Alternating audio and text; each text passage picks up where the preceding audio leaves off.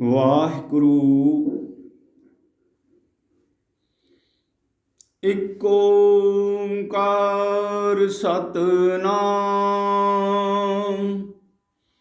ਕਰਤਾ ਪੁਰਖ ਨਿਰਭਉ ਨਿਰਵੈਰ ਅਕਾਲ ਮੂਰਤ ਅਜੂਨੀ ਸੈਭੰ ਗੁਰ ਪ੍ਰਸਾਦ ਜਪ ਆਦ ਸੱਚ ਜੁਗਾਦ ਸੱਚ ਹੈ ਭੀ ਸੱਚ ਨਾਨਕ ਹੋਸੀ ਭੀ ਸੱਚ।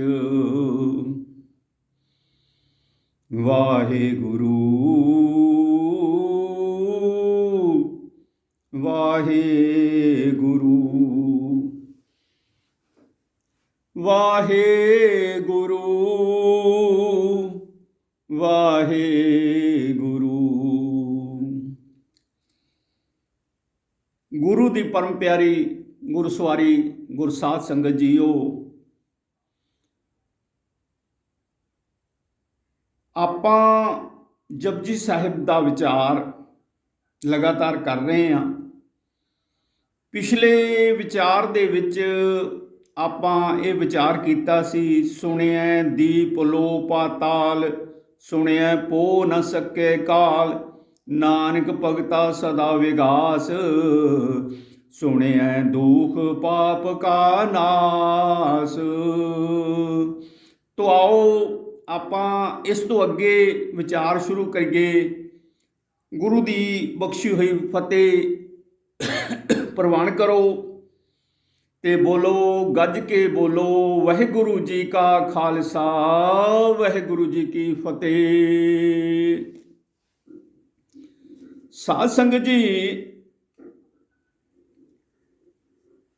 ਸਤਿਗੁਰੂ ਅੱਗੇ ਸਾਨੂੰ ਬਖਸ਼ਿਸ਼ ਕਰਦੇ ਆ ਜਪਜੀ ਸਾਹਿਬ ਦੀ ਗੁਰਬਾਣੀ ਦੇ ਵਿੱਚ, ਸੁਣਿਐ ਈਸਰ ਬ੍ਰਹਮਾਇੰਦ, ਸੁਣਿਐ ਮੁਖ ਸਲਾਹਣ ਮੰਦ, ਸੁਣਿਐ ਜੋਗ ਜੁਗਤ ਤਨ ਭੇਦ, ਸੁਣਿਐ ਸਾਸਤ ਸਿਮਰਤ ਵੇਦ, ਨਾਨਕ ਭਗਤਾ ਸਦਾ ਵਿਗਾਸ, ਸੁਣਿਐ ਦੁਖ ਪਾਪ ਕਾ ਨਾਸ। ਉਹ ਸਾਧ ਸੰਗਤ ਜੀ, ਇਸ ਪੌੜੀ ਦੇ ਵਿੱਚ ਸਾਨੂੰ ਸਤਿਗੁਰੂ ਸਾਹਿਬ ਸ੍ਰੀ ਗੁਰੂ ਨਾਨਕ ਦੇਵ ਜੀ ਦੀ ਬਾਣੀ ਜਪਜੀ ਸਾਹਿਬ ਜੋ ਹੈ, ਇਸ ਤਰ੍ਹਾਂ ਸਾਨੂੰ ਇੱਕ ਵਿਚਾਰ ਬਖਸ਼ਿਸ਼ ਕਰਦੀ ਹੈ ਕਿ ਸਤਿਗੁਰੂ ਬਖਸ਼ਿਸ਼ ਕਰਦੇ ਹੈ, ਸੁਣਿਐ ਈਸਰ ਬਰਮਾਇੰਦ।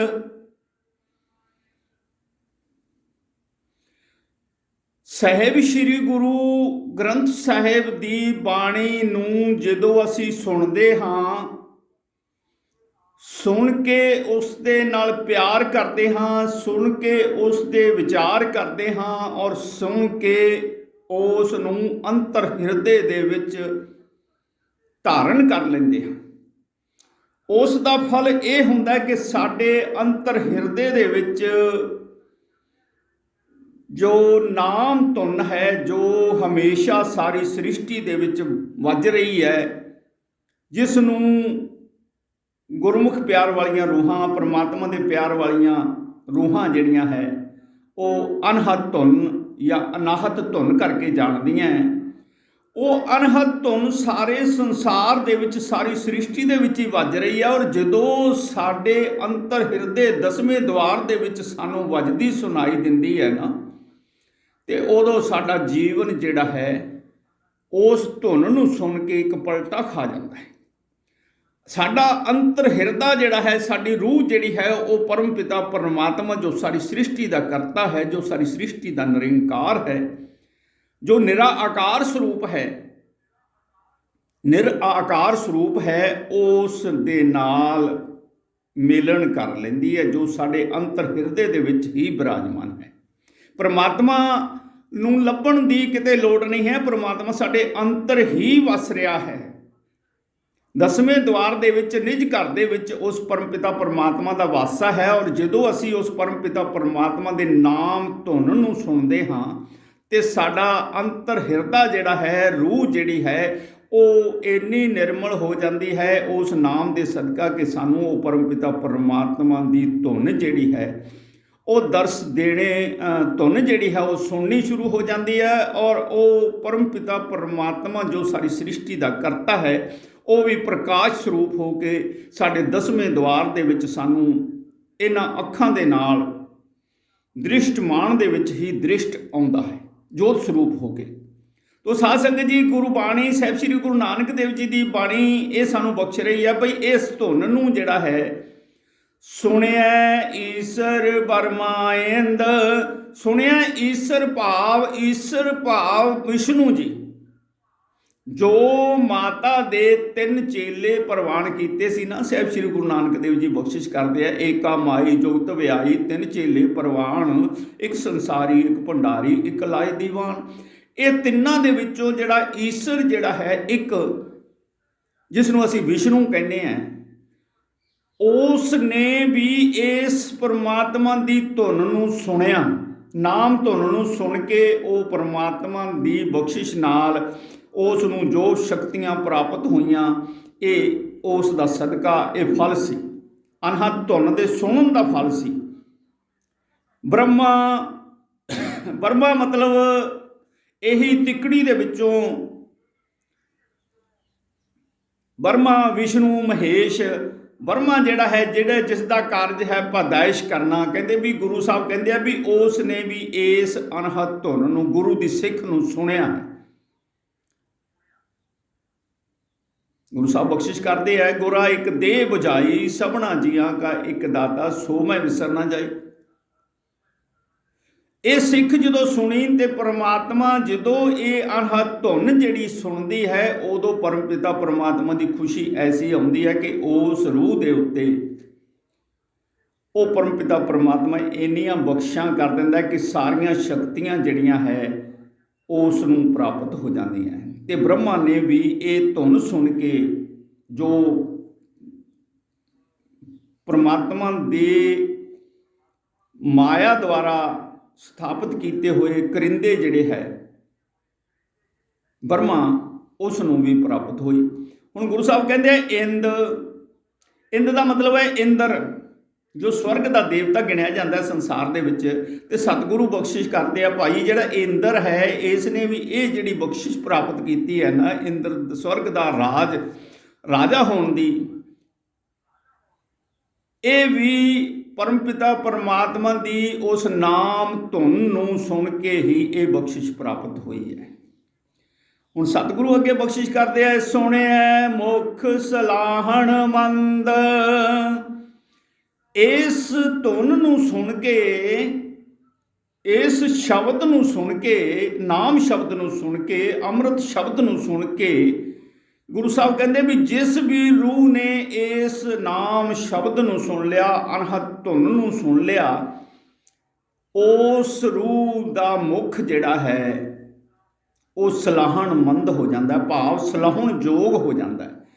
ਉਸ ਦੇ ਕੋਲ ਇੰਨੀਆਂ ਸ਼ਕਤੀਆਂ ਆ ਜਾਂਦੀਆਂ, ਇੰਨਾ ਪਰਮਪਿਤਾ ਪਰਮਾਤਮਾ ਦਾ ਤੇਜ ਪ੍ਰਾਪਤ ਹੋ ਜਾਂਦਾ ਹੈ ਕਿ ਉਹ ਮੁਖ ਜਿਹੜਾ ਹੈ ਸਾਨੂੰ ਸੋਹਣਾ ਲੱਗਣ ਲੱਗ ਜਾਂਦਾ ਹੈ, ਸਾਨੂੰ ਪਿਆਰਾ ਲੱਗਣ ਲੱਗ ਜਾਂਦਾ ਹੈ, ਸਾਨੂੰ ਇੱਕ ਕਸ਼ਿਸ਼ ਦਿੰਦਾ ਹੈ ਕਿ ਅਸੀਂ ਉਸ ਵੱਲ, ਉਸ ਦੇ ਚਰਨਾਂ ਵੱਲ ਖਿੱਚੇ ਜਾਂਦੇ ਹਾਂ। ਇਹ ਅਤੇ ਉਸ ਦੀ ਸਿਫਤ ਸਲਾਹ ਕਰਦੇ ਹੋਏ ਉਸ ਦੇ ਨਤਮਸਤਕ ਹੁੰਦੇ ਆ। ਇਸ ਕਰਕੇ ਗੁਰੂ ਸਾਹਿਬ ਨੇ ਕਿਹਾ, ਸੁਣਿਆ ਮੁਖ ਸਲਾਹਣ ਮੰਦ, ਸੁਣਿਆ ਜੋਗ ਜੁਗਤ ਧਨ ਭੇਦ, ਸੁਣਿਆ ਸਾਸਤ ਸਿਮਰਤ ਵੇਦ। ਹੁਣ ਸਤਿਗੁਰੂ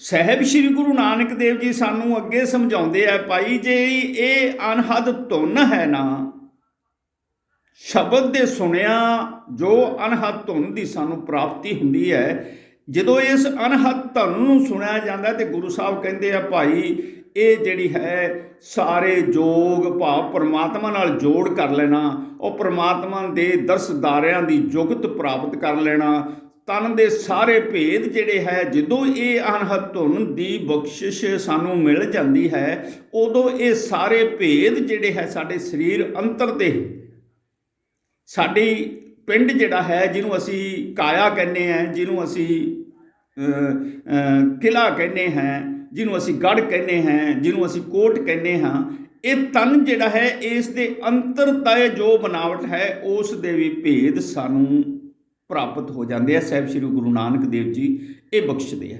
ਹੁਣ ਅੱਗੇ ਗੁਰੂ ਸਾਹਿਬ ਬਖਸ਼ਦੇ ਆ, ਸੁਣਿਆ ਸਾਸਤ ਸਿਮਰਤ ਵੇਦ।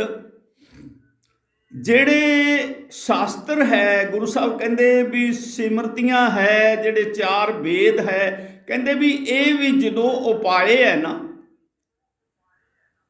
ਤੇ ਉਦੋਂ ਇਹਨਾਂ ਨੇ ਵੀ ਅਨਹਦ ਧੁਨ ਨੂੰ ਸਰਵਣ ਕੀਤਾ ਤੇ ਤਾਂ ਹੀ ਇਹ ਪ੍ਰਗਟ ਹੋਏ ਆ।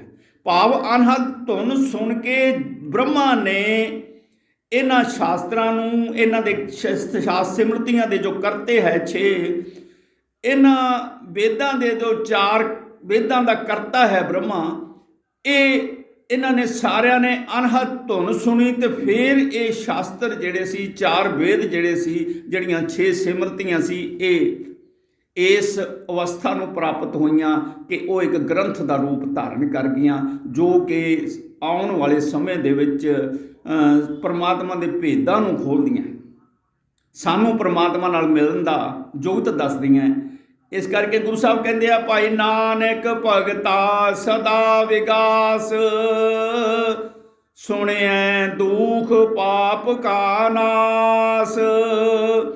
ਸਤਿਗੁਰੂ ਬਖਸ਼ਿਸ਼ ਕਰਦੇ ਆ ਭਾਈ ਇਸ ਤਰ੍ਹਾਂ ਦੇ ਨਾਲ, ਜਦੋਂ ਅਨਹਦ ਧੁਨ ਭਗਤ ਕੋਈ ਰੂਹ ਜਿਹੜੀ ਹੈ ਜੋ ਭਗਤੀ ਕਰਦੀ ਹੈ ਪਰਮਾਤਮਾ ਦੀ, ਜਦੋਂ ਉਹ ਇਹ ਅਨਹਦ ਧੁਨ ਨੂੰ ਸੁਣਦੀ ਹੈ ਤੇ ਉਸ ਦਾ ਵਿਕਾਸ ਹੋ ਜਾਂਦਾ। ਭਾਵ ਉਸ ਦਾ ਅੰਤਰ ਹਿਰਦੇ ਦਾ ਕਮਲ ਜਿਹੜਾ ਹੈ, ਜੋ ਮੁਰਝਾਇਆ ਹੁੰਦਾ ਹੈ, ਉਹ ਖਿਲ ਜਾਂਦਾ ਹੈ। ਸੁਣਿਆ ਦੁਖ ਪਾਪ ਕਾ ਨਾਸ, ਸੁਣਨ ਦੇ ਨਾਲ ਸਾਰੇ ਦੁੱਖਾਂ ਪਾਪਾਂ ਦਾ ਨਾਸ ਹੋ ਜਾਂਦਾ ਹੈ। ਸਤਿਗੁਰੂ ਇਹ ਬਖਸ਼ਿਸ਼ ਕਰਦੇ ਹੈ। ਇਸ ਕਰਕੇ ਭਾਈ ਸਾਰੀ ਗੁਰੂ ਦੀ ਕਿਰਪਾ ਨਾਲ ਇਹ ਗੁਰਬਾਣੀ ਜਿਹੜੀ ਹੈ ਅਸੀਂ ਸੁਣਦੇ ਹਾਂ, ਗੁਰਬਾਣੀ ਦੇ ਸ਼ਬਦ ਪੜ੍ਹਦੇ ਹਾਂ, ਗੁਰਬਾਣੀ ਦੇ ਸ਼ਬਦ ਪੜ੍ਹ ਕੇ ਜਿਹੜੇ ਅਸੀਂ ਨਾਮ ਸਿਮਰਨ ਕਰਦੇ ਹਾਂ, ਅਨਹਦ ਧੁਨ, ਉਸ ਦੀ ਵਜ੍ਹਾ ਕਰਕੇ ਸਾਡੇ ਅੰਤਰ ਹਿਰਦੇ ਸਾਡੇ ਅੰਤਰ 10ਵੇਂ ਦੁਆਰ ਦੇ ਵਿੱਚ ਇਹ ਵੱਜਣੀ ਸ਼ੁਰੂ ਹੋ ਜਾਂਦੀ ਹੈ, ਜੋ ਕਿ ਸਾਨੂੰ ਸੁਣਾਈ ਦਿੰਦੀ ਹੈ, ਜਿਸ ਦੇ ਸੁਣਿਆ ਸਾਨੂੰ ਪਰਮ ਪਿਤਾ ਪਰਮਾਤਮਾ ਦੀਆਂ ਬਖਸ਼ਿਸ਼ਾਂ ਪ੍ਰਾਪਤ ਹੋ ਜਾਂਦੀਆਂ। ਅਸੀਂ ਪਰਮ ਪਿਤਾ ਪਰਮਾਤਮਾ ਦੇ ਨਾਲ ਜੋਗ ਕਰ ਲੈਂਦੇ ਹਾਂ, ਜੋੜ ਕਰ ਲੈਂਦੇ ਹਾਂ, ਮਿਲਣ ਕਰ ਲੈਂਦੇ ਹਾਂ। ਪਰਮਾਤਮਾ ਸਾਨੂੰ ਸਾਡੇ ਅੰਤਰ ਹਿਰਦੇ ਦੇ ਵਿੱਚ, ਸਾਡੇ ਅੰਤਰ ਸਰੀਰ ਦੇ ਅੰਦਰ, ਕਾਇਆ ਦੇ ਅੰਦਰ ਹੀ ਪਰਮ ਪਿਤਾ ਪਰਮਾਤਮਾ ਜਿਹੜਾ ਸਾਨੂੰ ਉਪਸਥਿਤੀ ਜਿਹੜੀ ਹੈ ਉਹ ਮਹਿਸੂਸ ਹੋਣੀ ਸ਼ੁਰੂ ਹੋ ਜਾਂਦੀ ਆ, ਔਰ ਪ੍ਰਕਾਸ਼ ਰੂਪ ਦੇ ਵਿੱਚ ਸਾਨੂੰ ਪਰਮਾਤਮਾ ਦਰਸ਼ਦਾਰੇ ਵੀ ਬਖਸ਼ਦਾ ਹੈ। ਤੋ ਇੰਨੀਆਂ ਵਿਚਾਰਾਂ ਸੱਚੇ ਪਾਤਸ਼ਾਹ ਦੇ ਹੁਕਮ ਨਾਲ ਆਪ ਸਰਵਣ ਕਰੋ। ਵਾਹਿਗੁਰੂ ਭਲਾ ਕਰੇ ਜੀ। ਵਿਚਾਰਾਂ ਦੇ ਵਿੱਚ ਕੋਈ ਤਰੁੱਟੀ ਮਹਿਸੂਸ ਹੋਵੇ ਤੇ ਅਸੀਂ क्षमा याचना करते हाँ। वाहिगुरु जी का खालसा वाहिगुरु जी की फतेह। वाहिगुरु जी का खालसा वाहिगुरु जी की फतेह। वाहिगुरु जोत चैनल नाल जुड़े हुए सारे सबसक्राइबरां नूं बेनती है कि भाई जो भी वीडियो देखते हो उस नूं सबसक्राइब करो, अगे होर सबसक्राइब करवाओ, लाइक करो, अगे सेंड करो। ये मेरी बेनती है भाई सारिਆਂ ਨੂੰ कि ज़्यादा तो ज़्यादा इस चैनल ਨੂੰ हौसला दे के अगे ਵਧਾਉਣ ਦੀ कोशिश करो। वाहिगुरु जी का खालसा वाहिगुरु जी की फतेह। सुनिया सत संतोख ज्ञान, सुनिया अठ सठ का स्नान, सुनिया पढ़ पढ़ पावै मान, सुनिया लागै सहज ध्यान। नानक भगता सदा विगास, सुनिया दुख पाप का नास। सतगुरु अगली पौड़ी दे विच बख्शिश करते हैं भाई गुरमुख प्यारिओ कि इस ਜਦੋਂ ਅਸੀਂ ਗੁਰਬਾਣੀ ਨੂੰ ਪੜ੍ਹਦੇ ਹਾਂ ਤੇ ਸਾਡੇ ਅੰਤਰ ਹਿਰਦੇ ਦੇ ਵਿੱਚ ਨਾਮ ਸਿਮਰਨ ਦੀ ਵਜ੍ਹਾ ਕਰਕੇ, ਗੁਰਬਾਣੀ ਦੇ ਵਿਚਾਰ ਕਰਨ ਦੀ ਵਜ੍ਹਾ ਕਰਕੇ ਜਦੋਂ ਅਨਹਦ ਧੁਨ ਵੱਜਦੀ ਆ ਔਰ ਉਸ ਨੂੰ ਸੁਣਿਆ, ਗੁਰੂ ਸਾਹਿਬ ਕਹਿੰਦੇ ਆ ਵੀ ਸਾਡੇ ਅੰਤਰ ਜਿਹੜਾ ਹੈ ਉਹ ਸਤ ਪੈਦਾ ਹੋ ਜਾਂਦਾ ਹੈ। ਸੱਤ ਪੈਜਾ ਹੋ ਜਾਂਦਾ ਹੈ, ਸੰਤੋਖ ਸਾਡੇ ਅੰਤਰ ਹਿਰਦੇ ਦੇ ਵਿੱਚ ਆ ਜਾਂਦਾ ਹੈ। ਤੇ ਗੁਰੂ ਸਾਹਿਬ ਕਹਿੰਦੇ ਆ ਭਾਈ ਇਹ ਗਿਆਨ ਵੀ ਪ੍ਰਾਪਤ ਹੋ ਜਾਂਦਾ ਹੈ ਕਿ ਪਰਮਾਤਮਾ ਕੀ ਹੈ, ਪਰਮਾਤਮਾ ਕੌਣ ਹੈ, ਪਰਮਾਤਮਾ ਕਿੱਥੇ ਵਸਦਾ ਹੈ, ਪਰਮਾਤਮਾ ਕਿਵੇਂ ਮਿਲ ਸਕਦਾ ਹੈ, ਪਰਮਾਤਮਾ ਦੇ ਮਿਲਣ ਨਾਲ ਕੀ ਸਾਨੂੰ ਬਖਸ਼ਾਂ ਦੀ ਪ੍ਰਾਪਤੀ ਹੁੰਦੀ ਹੈ, ਕਿ ਆਨੰਦ ਦੇ ਖੇੜੇ ਦੀ ਪ੍ਰਾਪਤੀ ਹੁੰਦੀ ਹੈ। ਇਹ ਸਭ ਗਿਆਨ ਜਿਹੜਾ ਹੈ ਗੁਰੂ ਸਾਹਿਬ ਕਹਿੰਦੇ ਸਾਨੂੰ ਇਹ ਪ੍ਰਗਟ ਹੋ ਜਾਂਦਾ ਹੈ। ਅੱਗੇ ਗੁਰੂ ਸਾਹਿਬ ਕਹਿੰਦੇ ਆ ਸੁਣਿਆ 68 ਕਾ ਇਸਨਾਨ, ਸੁਣਿਆ ਪੜ ਪੜ ਪਾਵੈ ਮਾਣ।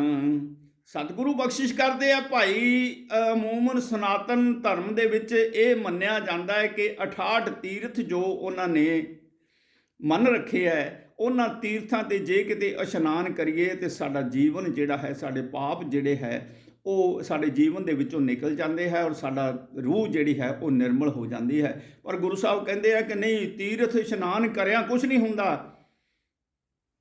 ਤੀਰਥ ਨਾਵਾਂ ਜੇ ਤਿਸ ਭਾਵਾਂ ਵਿਣ ਪਾਣੇ ਕੇ ਨਾਏ ਕਰੀ। ਤੇ ਗੁਰੂ ਸਾਹਿਬ ਕਹਿੰਦੇ ਆ ਇਹ ਤੀਰਥ ਦੇ ਨਾਤਿਆਂ ਸਾਡੇ ਅੰਤਰ ਦੀ ਮੈਲ ਜਿਹੜੀ ਹੈ ਉਹ ਨਹੀਂ ਲੈਂਦੀ, ਸਾਡੇ ਜਨਮਾਂ ਜਨਮਾਂ ਦੇ ਪਾਪ ਜਿਹੜੇ ਆ ਉਹ ਉਸੇ ਤਰ੍ਹਾਂ ਕਾਇਮ ਰਹਿੰਦੇ ਆ। ਪਰ ਗੁਰੂ ਸਾਹਿਬ ਕਹਿੰਦੇ ਆ ਕਿ ਜੇ ਨਹਾਉਣ ਵੀ ਜਾਣਾ ਤਾਂ ਤੀਰਥ ਨਹਾਵਣ ਜਾਓ, ਤੀਰਥ ਨਾਮ ਹੈ।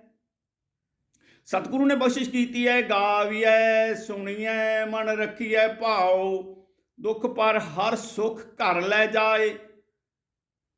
ਗੁਰਮੁਖ ਨਾਦੰ ਗੁਰਮੁਖ ਵੇਦੰ ਗੁਰਮੁਖ ਰਿਆ ਸਮਾਈ। ਤੇ ਇਸ ਤਰ੍ਹਾਂ ਦੇ ਨਾਲ ਗੁਰਮੁਖ ਜਿਹੜਾ ਹੈ ਨਾਮ ਸਿਮਰਨ ਕਰਦਾ ਹੋਇਆ ਆਪਣੇ ਅੰਤਰ ਹਿਰਦੇ ਦੇ ਉੱਤੇ ਤੀਰਥ ਦਾ ਇੱਕ ਇਸ਼ਨਾਨ ਕਰਦਾ ਹੈ, ਉਸ ਦੇ ਨਾਲ ਸਾਡੀ ਰੂਹ ਜਿਹੜੀ ਹੈ ਉਹ ਨਿਰਮਲ ਹੋ ਜਾਂਦੀ ਹੈ। ਗੁਰੂ ਸਾਹਿਬ ਕਹਿੰਦੇ ਆ ਸੁਣਿਆ ਮੰਨਿਆ ਮਨ ਕੀਤਾ ਭਾਉ, ਅੰਤਰਗਤ ਤੀਰਥ ਮਲ ਨਾਉ। ਸਾਡੇ ਅੰਤਰ ਹਿਰਦੇ ਦੇ ਵਿੱਚ ਜਦੋਂ ਅਸੀਂ ਨਾਮ ਸਿਮਰਨ ਕਰਦੇ ਹਾਂ ਨਾ, ਤੇ ਜਦੋਂ ਅਸੀਂ ਗੁਰਬਾਣੀ ਦਾ ਵਿਚਾਰ ਕਰਦੇ ਹਾਂ, ਜਦੋਂ ਅਸੀਂ ਪਰਮ ਪਿਤਾ ਪਰਮਾਤਮਾ ਨੂੰ ਵੇਖਦੇ ਹਾਂ ਇਸ ਦ੍ਰਿਸ਼ਟੀ ਅੰਤਰ ਦੀ ਦ੍ਰਿਸ਼ਟੀ ਦੁਆਰਾ, ਰੂਹ ਦੀ ਦ੍ਰਿਸ਼ਟੀ ਦੁਆਰਾ, ਜੋ ਤੀਜੀ ਅੱਖ ਸਾਡੀ ਹੈ, 10ਵੇਂ ਦੁਆਰ ਜਿਸ ਨੂੰ ਅਸੀਂ ਕਿਹਾ ਜਾਂਦਾ ਹੈ, ਉਦੋਂ ਫਿਰ ਇਹ ਸਾਨੂੰ ਲੱਗਦਾ ਹੈ ਕਿ ਸਾਡਾ ਜਿਹੜਾ ਨਾਮ ਦਾ ਸਿਮਰਨ ਜਿਹੜਾ ਹੈ ਉਹ ਇੱਕ ਇਸ਼ਨਾਨ ਦਾ ਕੰਮ ਕਰਦਾ ਹੈ। ਤੇ ਜਿਹੜੇ 68 ਤੀਰਥ ਹੈ, ਇਹ 68 ਤੀਰਥ ਕਿਸੇ ਕੰਮ ਨਹੀਂ ਆਉਂਦੇ, ਪਰ ਜੇ ਕਿਤੇ ਪਰਮਾਤਮਾ ਦਾ ਨਾਮ ਸਿਮਰਨ ਕਰਕੇ ਕਿਸੇ ਨੇ ਮਨ ਦਾ ਇਸ਼ਨਾਨ ਕਰ ਲਿਆ ਤੇ ਗੁਰੂ ਸਾਹਿਬ ਕਹਿੰਦੇ ਆ ਭਾਈ ਇਹ ਪਰਮਾਤਮਾ ਦੀ ਪ੍ਰਾਪਤੀ ਜੋਗ ਪਰਮਾਤਮਾ ਦੇ ਜੋੜ ਕਰਨ ਦੇ ਸਹਾਇਕ ਹੁੰਦਾ ਹੈ। ਇਹ ਸੁਣਿਆ ਮਤਲਬ ਅਨਹਦ ਧੁਨਿਆ, ਧੁਨ ਨੂੰ ਸੁਣਿਆ। ਗੁਰੂ ਸਾਹਿਬ ਕਹਿੰਦੇ ਭਾਈ ਇਹ 68 ਤੀਰਥਾਂ ਦਾ ਇਸ਼ਨਾਨ ਹੀ ਹੋ ਜਾਂਦਾ ਹੈ ਸਾਡਾ। ਹੁਣ ਅੱਗੇ ਗੁਰੂ ਸਾਹਿਬ ਕਹਿੰਦੇ ਸੁਣਿਆ ਪੜ ਪੜ ਪਾਵੈ ਮਾਨ। ਇਹ ਸ਼ਬਦ ਗੁਰਬਾਣੀ ਦੇ ਸੁਣ ਕੇ ਅਸੀਂ ਨਾਮ ਸਿਮਰਨ ਕਰਦੇ ਹਾਂ, ਗੁਰਬਾਣੀ ਦਾ ਵਿਚਾਰ ਕਰਦੇ ਹਾਂ, ਤੇ ਜਦੋਂ ਇਹ ਧੁਨ ਸਾਡੇ ਵੱਜਦੀ ਹੈ ਤੇ ਜਦੋਂ ਅਸੀਂ ਇਸ ਨੂੰ ਸੁਣਦੇ ਹਾਂ ਨਾ, ਤੇ ਫਿਰ ਜਦੋਂ ਗੁਰਬਾਣੀ ਨੂੰ ਪੜ੍ਹਦੇ ਹਾਂ, ਪੜ੍ਹ ਕੇ ਅਸੀਂ ਜਦੋਂ ਵਿਚਾਰ ਕਰਦੇ ਹਾਂ ਤੇ ਉਸ ਦੇ ਵਿਚਾਰ ਦਾ ਫਲ ਇਹ ਹੁੰਦਾ ਹੈ ਕਿ ਪਰਮਾਤਮਾ ਦੀ ਕਿਰਪਾ ਨਾਲ ਨਾਮ ਦੇ ਅੰਮ੍ਰਿਤ ਸਦਕਾ ਸਾਨੂੰ ਜਿਹੜਾ ਹੈ ਉਹ ਜਦੋਂ ਬਾਣੀ ਫਿਰ ਪੜ੍ਹੀ ਜਾਂਦੀ ਹੈ ਉਦੋਂ ਇਹ ਸਾਨੂੰ ਮਾਣ ਪ੍ਰਾਪਤ ਹੋ ਜਾਂਦਾ ਹੈ। ਭਾਵ ਪਰਮਾਤਮਾ ਦੇ ਦੁਆਰੇ ਤੇ ਮਾਣ ਪ੍ਰਾਪਤ ਹੋ ਜਾਂਦਾ ਹੈ। ਸੰਸਾਰ ਦੇ ਵਿੱਚ ਤਾਂ ਮਾਣ ਪ੍ਰਾਪਤ ਹੁੰਦਾ ਹੀ ਹੁੰਦਾ ਗੁਰਮੁਖ ਰੂਹ ਨੂੰ, ਪਰਮਾਤਮਾ ਦੇ ਦੁਆਰੇ ਦੇ ਉੱਤੇ ਵੀ ਜਿਹੜਾ ਹੈ ਉਹ ਗੁਰਮੁਖ ਰੂਹ ਦਾ ਸਨਮਾਨ ਹੁੰਦਾ ਹੈ। ਔਰ ਰਸਤੇ ਦੇ ਵਿੱਚ ਵੀ ਉਸ ਨੂੰ ਜਦੋਂ ਉਹ ਰੂਹ ਇਸ ਸੰਸਾਰ ਤੋਂ ਉੱਠ ਕੇ ਸੱਚਖੰਡ ਦੇ ਦੁਆਰੇ ਵੱਲ ਨੂੰ ਜਾਂਦੀ ਹੈ ਤੇ ਉਸ ਦਾ ਸਤਿਕਾਰ ਕੀਤਾ ਜਾਂਦਾ ਹੈ ਪਰਮਾਤਮਾ ਦੇ ਦੇਵਤਿਆਂ ਦੁਆਰਾ। ਉਸ ਨੂੰ ਜਮ ਦੁਆਰਾ ਕੋਈ ਰੋਕ ਟੋਕ ਨਹੀਂ ਹੁੰਦੀ, ਕੋਈ ਉਸ ਨੂੰ ਜਮ ਦਾ ਕੋਈ ਵੀ ਬੰਦਾ, ਕੋਈ ਦੂਤ ਜਮਦੂਤ ਜਿਹੜਾ ਹੈ ਧਰਮਰਾਜ ਵੀ ਉਸ ਨੂੰ ਨਹੀਂ ਰੋਕ ਸਕਦਾ। ਉਸ ਨੂੰ ਪਰਮਾਤਮਾ ਦੇ ਦੇਵਤੇ ਮਾਣ ਬਖਸ਼ਦੇ ਹੈ। ਔਰ ਜਦੋਂ ਸੱਚਖੰਡ ਦੇ ਅੰਤਰ ਪਰਮਾਤਮਾ ਦੇ ਸਮਕਸ਼ ਹੁੰਦਾ ਔਰ ਪਰਮਾਤਮਾ ਵੀ ਉਸ ਨੂੰ ਸਤਿਕਾਰ ਕਰਦੇ ਆ ਔਰ ਆਪਣੀ ਗਲਵੱਕੜੀ ਦੇ ਵਿੱਚ ਲੈਂਦੇ ਆ, ਆਪਣੇ ਬੈਠਣ ਦਾ ਸਥਾਨ ਦਿੰਦੇ ਆ, ਆਪਣੇ ਆਸਣ ਦੇ ਉੱਤੇ, ਆਪਣੇ ਸੱਚਖੰਡ ਦੇ ਦੁਆਰੇ ਦੇ ਉੱਤੇ ਉਸ ਨੂੰ ਆਸਣ ਦਿੰਦੇ ਆ। ਇਸ ਕਰਕੇ ਇਸ ਤਰ੍ਹਾਂ ਦੇ ਨਾਲ ਉਸ ਦਾ ਮਾਣ ਸਤਿਕਾਰ ਹੁੰਦਾ ਹੈ। ਅੱਗੇ ਗੁਰੂ ਸਾਹਿਬ ਕਹਿੰਦੇ ਸੁਣਿਐ ਲਾਗੈ ਸਹਿਜ ਧਿਆਨ। ਸੁਣਿਆ ਇਹ ਧੁਨ ਨੂੰ ਸੁਣ ਕੇ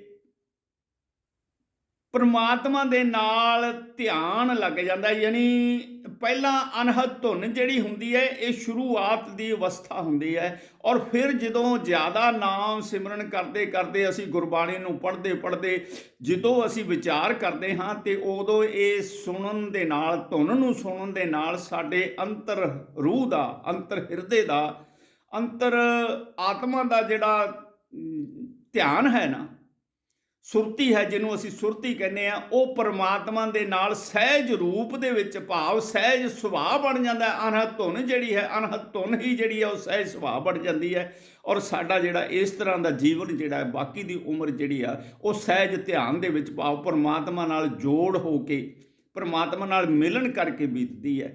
ਇਸ ਤਰ੍ਹਾਂ ਦੇ ਨਾਲ ਗੁਰੂ ਸਾਹਿਬ ਕਹਿੰਦੇ ਆ, ਨਾਨਕ ਭਗਤਾ ਸਦਾ ਵਿਗਾਸ, ਸੁਣਿਐ ਦੁਖ ਪਾਪ ਕਾ ਨਾਸ। ਹੁਣ ਸਤਿਗੁਰੂ ਬਖਸ਼ਿਸ਼ ਕਰਦੇ ਆ ਭਾਈ, ਇਸ ਤਰ੍ਹਾਂ ਦੇ ਨਾਲ ਜਦੋਂ ਕੋਈ ਭਗਤ ਰੂਹ ਜਿਹੜੀ ਹੈ, ਗੁਰਸਿੱਖ ਰੂਹ ਜਿਹੜੀ ਹੈ, ਜਦੋਂ ਇਹ ਧੁਨ ਨੂੰ ਸੁਣਦੀ ਹੈ ਤੇ ਉਹ ਭਗਤੀ ਦੇ ਰਸਤੇ ਚੱਲਦੀ ਹੈ, ਪਰਮਾਤਮਾ ਦੇ ਨਾਲ ਮਿਲਣ ਕਰਨ ਦੀ ਇੱਛਾ ਰੱਖ ਕੇ ਨਾਮ ਸਿਮਰਨ ਕਰਦੀ ਹੈ, ਤੇ ਉਦੋਂ ਗੁਰੂ ਸਾਹਿਬ ਕਹਿੰਦੇ ਕਿ ਉਹਨਾਂ ਦੇ ਅੰਤਰ ਹਿਰਦੇ ਦੇ ਵਿੱਚ ਵਿਕਾਸ, ਖੁਸ਼ੀ, ਖੇੜਾ ਪੈਦਾ ਹੋ ਜਾਂਦਾ ਹੈ, ਔਰ ਉਹਨਾਂ ਦਾ ਅੰਤਰ ਹਿਰਦੇ ਦਾ ਜਿਹੜਾ ਕਮਲ ਹੈ, ਕਮਲ ਦਾ ਫੁੱਲ ਇੱਕ ਮੰਨਿਆ ਜਾਂਦਾ ਹੈ ਕਿ ਇੱਥੇ ਸਾਡੇ ਅੰਤਰ ਹਿਰਦੇ ਦੇ ਵਿੱਚ, ਹਿਰਦੇ ਦਾ ਜੋ ਕਮਲ ਹੈ ਉਹ ਪਹਿਲਾਂ ਨਾਮ ਸਿਮਰਨ ਤੋਂ ਪਹਿਲਾਂ ਜਦੋਂ ਇਹ ਰੂਹ ਮਨਮੁਖ ਹੁੰਦੀ ਹੈ ਉਦੋਂ ਇਹ ਊਂਧਾ ਹੁੰਦਾ ਹੈ, ਉਲਟਾ ਹੁੰਦਾ ਹੈ। ਪਰ ਜਦੋਂ ਅਸੀਂ ਨਾਮ ਸਿਮਰਨ ਕਰਕੇ ਪਰਮਾਤਮਾ ਦੀ ਧੁਨ ਸੁਣਨੀ ਸ਼ੁਰੂ ਕਰ ਦਿੰਦੇ ਹਾਂ, ਨਾਮ ਅੰਮ੍ਰਿਤ ਦੀ ਪ੍ਰਾਪਤੀ ਕਰ ਲੈਂਦੇ ਹਾਂ, ਪਰਮਾਤਮਾ ਨਾਲ ਜੋਗ ਹੋ ਜਾਂਦਾ, ਔਰ ਸਾਡਾ ਮਨ, ਸਾਡੀ ਰੂਹ ਜਿਹੜੀ ਹੈ ਸਹਿਜ ਧਿਆਨ ਦੇ ਵਿੱਚ ਪਰਮਾਤਮਾ ਨਾਲ ਜੋੜ ਕਰ ਲੈਂਦੀ ਹੈ, ਉਦੋਂ ਸਾਡਾ ਮਨ ਜਿਹੜਾ ਹੈ ਇਹ ਖੇੜੇ ਦੇ ਵਿੱਚ ਆ ਜਾਂਦਾ, ਔਰ ਕਮਲ ਜਿਹੜਾ ਹੈ ਸਾਡੇ ਹਿਰਦੇ ਦਾ ਉਹ ਸਿੱਧਾ ਹੋ ਜਾਂਦਾ।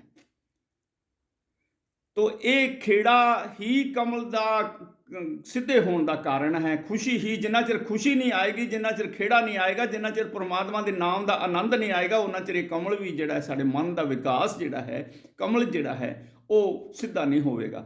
ਸੁਣਿਐ ਦੁਖ ਪਾਪ ਕਾ ਨਾਸ, ਤੇ ਇਸ ਤਰ੍ਹਾਂ ਦੇ ਨਾਲ ਇਹ ਧੁਨ ਨੂੰ ਸੁਣਦਿਆਂ ਹੋਇਆਂ ਸਾਰੇ ਦੁੱਖਾਂ, ਕਲੇਸ਼ਾਂ, ਪਾਪਾਂ ਦਾ ਨਾਸ ਹੋ ਜਾਂਦਾ ਹੈ। ਗੁਰੂ ਸਾਹਿਬ ਸਾਨੂੰ ਤੀਜੇ ਪਾਤਸ਼ਾਹ ਨੇ ਆਨੰਦ ਸਾਹਿਬ ਦੀ 40ਵੀਂ ਪੌੜੀ ਜੋ ਹੈ ਨਾ, ਉਸ ਦੇ ਵਿੱਚ ਵੀ ਇਹ ਬਖਸ਼ਿਸ਼ ਕੀਤੀ ਹੋਈ ਹੈ। ਆਨੰਦ, ਆਨੰਦ ਦਾ ਮਤਲਬ ਹੈ ਅਨਹਦ। ਬਹੁਤ ਲੋਕ ਸਾਡੇ ਜਿਹੜੇ ਆ ਉਹਨੂੰ ਆਨੰਦ ਪੜ੍ਹਦੇ ਆ, ਅਨਹਦ ਵੱਜਦਿਆਂ ਆਨੰਦ ਜ਼ਰੂਰ ਆਉਂਦਾ ਹੈ, ਪਰ ਗੁਰੂ ਸਾਹਿਬ ਨੇ ਜਿਹੜਾ ਆਨੰਦ ਸ਼ਬਦ ਲਿਖਿਆ ਹੈ ਨਾ, ਉਹ ਅਨਹਦ, ਅਨਹਦ ਦੀ ਵਜ੍ਹਾ ਕਰਕੇ ਲਿਖਿਆ ਹੈ। ਆਨੰਦ, ਅਨਹਦ ਹੈ ਵਿੱਚੋਂ ਕੱਢ ਕੇ, ਹਾਹਾ ਵਿੱਚੋਂ ਕੱਢ ਕੇ ਗੁਰੂ ਸਾਹਿਬ ਨੇ ਉਸ ਲਫ਼ਜ਼ ਨੂੰ ਆਨੰਦ ਕਰ ਦਿੱਤਾ, ਭਾਵ ਅਨਹਦ। ਆਨੰਦ ਸੁਣੋ ਵਡ ਭਾਗੀਓ, ਸਗਲ ਮਨੋਰਥ ਪੂਰੇ, ਪਾਰ ਬ੍ਰਹਮ ਪ੍ਰਭ ਪਾਇਆ, ਉਤਰੇ ਸਗਲ ਵਸੂਰੇ, ਦੁਖ ਰੋਗ ਸੰਤਾਪ ਉਤਰੇ, ਸੁਣੀ ਸੱਚੀ ਬਾਣੀ। ਹੁਣ ਗੁਰੂ ਸਾਹਿਬ ਸਾਨੂੰ ਇਹ ਬਖਸ਼ ਰਹੇ ਹੈ ਕਿ ਜਦੋਂ ਸਾਡੇ ਅਨਹਦ ਧੁਨ ਅਸੀਂ ਸੁਣੀ, ਇਸ ਨੂੰ ਸੁਣੋ, ਸਾਨੂੰ ਗੁਰੂ ਸਾਹਿਬ ਸਾਨੂੰ ਇਹ ਬਖਸ਼ਿਸ਼ ਕਰਦੇ ਆ। ਪਰ ਜਿਨ੍ਹਾਂ ਨੇ ਸੁਣੀ ਤੇ ਉਹਨਾਂ ਦੇ ਜਿਹੜੇ ਹੈ ਨਾ ਅੰਤਰ ਹਿਰਦੇ ਦੇ ਵਿੱਚ ਜਿਹੜੇ ਬੇਸੁਰੇ ਅਲਾਪ ਸੀ, ਬੇਸੁਰੀਆਂ ਵਸਤਾਂ ਸੀ, ਬੇਸੁਰੇ ਵਿਸ਼ੇ ਵਿਕਾਰ ਸੀ, ਜਿਹੜੇ ਪਾਪ ਸੀ, ਜਿਹੜੀ ਮੈਲ ਸੀ ਜਨਮਾਂ ਜਨਮਾਂ ਦੀ, ਉਹ ਜਿਹੜੀ ਹੈ ਉਹ ਸਾਰੀ ਨਿਕਲ ਜਾਂਦੀ ਹੈ। ਬੇਸੁਰੇ ਜਿਹੜੇ ਵੀ ਤੱਤ ਹੁੰਦੇ ਆ ਉਹ ਬਾਹਰ ਨਿਕਲ ਜਾਂਦੇ ਆ। ਤੇ ਗੁਰੂ ਸਾਹਿਬ ਕਹਿੰਦੇ ਆ ਕਿ ਆਨੰਦ ਸੁਣੋ ਵਡਭਾਗੀ ਹੋ, ਸਗਲ ਮਨੋਰਥ ਪੂਰੇ, ਸਾਰੇ ਸਾਡੇ ਮਨੋਰਥ ਪੂਰੇ ਹੋ ਜਾਂਦੇ ਆ, ਸਾਰੀਆਂ ਇੱਛਾਵਾਂ ਪੂਰੀਆਂ ਹੋ ਜਾਂਦੀਆਂ। ਤੇ ਗੁਰੂ ਸਾਹਿਬ ਸਾਨੂੰ ਬਖਸ਼ਿਸ਼ ਕਰਦੇ ਆ, ਇੱਛਾ ਸਭ ਪੁਜਾਈਆਂ ਸਾਡੀਆਂ, ਪਰਮਾਤਮਾ ਸਾਰੀਆਂ ਇੱਛਾ ਪੂਰਨ ਕਰ ਦਿੰਦਾ ਹੈ। ਤੇ ਗੁਰੂ ਸਾਹਿਬ 9ਵੇਂ ਪਾਤਸ਼ਾਹ ਦੇ ਵਿੱਚ ਅਖੀਰ ਦੇ ਉੱਤੇ ਪੌੜੀ ਦੇ ਵਿੱਚ ਵੀ ਇਹੀ ਗੱਲ ਦੱਸਦੇ ਆ ਕਿ ਉਤਰੇ ਸਗਲ ਵਸੂਰੇ, ਦੁੱਖ ਰੋਗ ਸੰਤਾਪ ਉਤਰੇ। ਇਸ ਦੇ ਨਾਲ ਸਾਡੇ ਦੁੱਖ ਜਿਹੜੇ ਹੁੰਦੇ ਆ, ਸਾਡੇ ਜਨਮਾਂ ਜਨਮਾਂ ਦੇ ਪਾਪ ਕਰਮਾਂ ਦੇ ਦੁੱਖ ਜਿਹੜੇ, ਰੋਗ ਹੁੰਦੇ ਆ, ਕਸ਼ਟ ਜਿਹੜੇ ਹੁੰਦੇ ਆ, ਉਹ ਵੀ ਉਤਰ ਜਾਂਦੇ ਆ। ਤੇ ਗੁਰੂ ਸਾਹਿਬ ਕਹਿੰਦੇ ਆ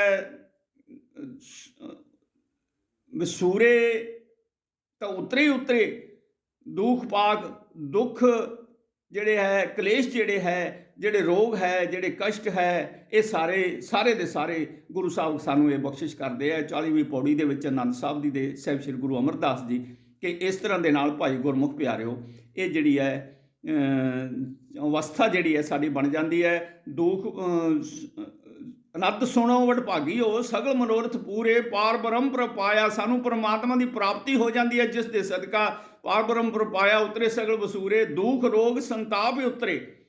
ਸੁਣੀ ਸੱਚੀ ਬਾਣੀ। ਇਹ ਸੱਚੀ ਬਾਣੀ ਜਦੋਂ ਅਨਹਦ ਧੁਨ ਅਸੀਂ ਸੁਣਦੇ ਹਾਂ ਨਾ, ਤੇ ਉਦੋਂ ਸਾਰੇ ਦੁੱਖ ਪਾਪ ਸੰਤਾਪ ਰੋਗ ਜਿਹੜੇ ਕਸ਼ਟ ਜਿਹੜੇ ਹੈ ਜਾਂ ਕੋਈ ਹੋਰ ਕਲੇਸ਼ ਜਿਹੜੇ ਹੈ ਉਹ ਸਾਰੇ ਦੇ ਸਾਰੇ ਉਤਰ ਜਾਂਦੇ ਹੈ। ਇਸ ਕਰਕੇ ਗੁਰੂ ਸਾਹਿਬ ਸਾਨੂੰ ਇਹ ਬਖਸ਼ਿਸ਼ ਕਰਦੇ ਆ, ਸੁਣਿਆ ਦੁੱਖ ਪਾਪ ਕਾ ਨਾਸ।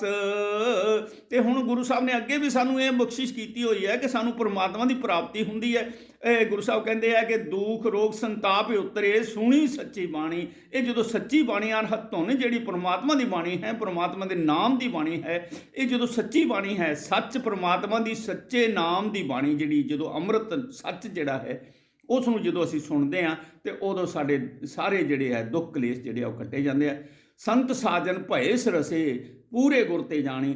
ਜਿਹੜੇ ਸੰਤ ਭਾਵ ਉਹ ਲੋਕ ਜਿਹੜੇ ਪਰਮਾਤਮਾ ਦੀ ਭਗਤੀ ਦੇ ਵਿੱਚ ਲੀਨ ਹੁੰਦੇ ਆ, ਪਰਮਾਤਮਾ ਨਾਲ ਮਿਲਣ ਦੀ ਤਪੱਸਿਆ ਕਰਦੇ ਆ, ਪਰਮਾਤਮਾ ਦੇ ਨਾਲ ਮਿਲਣ ਦਾ ਜਿਹੜਾ ਯਤਨ ਕਰਦੇ ਆ, ਮੁਸ਼ੱਕਤ ਘਾਲਦੇ ਆ, ਗੁਰੂ ਸਾਹਿਬ ਕਹਿੰਦੇ ਆ ਵੀ ਉਹ ਸੰਤ ਹੁੰਦੇ ਆ। ਤੇ ਸੰਤ ਤੇ ਸਾਜਨ ਭਾਵ ਪਰਮਪਿਤਾ ਪਰਮਾਤਮਾ। ਇਹ ਅਨਹਦ ਧੁਨ ਵੱਜਦੀ ਜਦੋਂ ਅਸੀਂ ਸੁਣਦੇ ਆ ਨਾ, ਤਾਂ ਉਦੋਂ ਇਹ ਪਰਮਾਤਮਾ ਤੇ ਸੰਤ ਦਾ ਮਿਲਣ ਹੋ ਜਾਂਦਾ। ਸੰਤ ਸਾਜਨ ਭਏ ਸਰਸੇ, ਸਰਸੇ ਦਾ ਮਤਲਬ ਇੱਕ ਰਸ ਹੋ ਜਾਣਾ।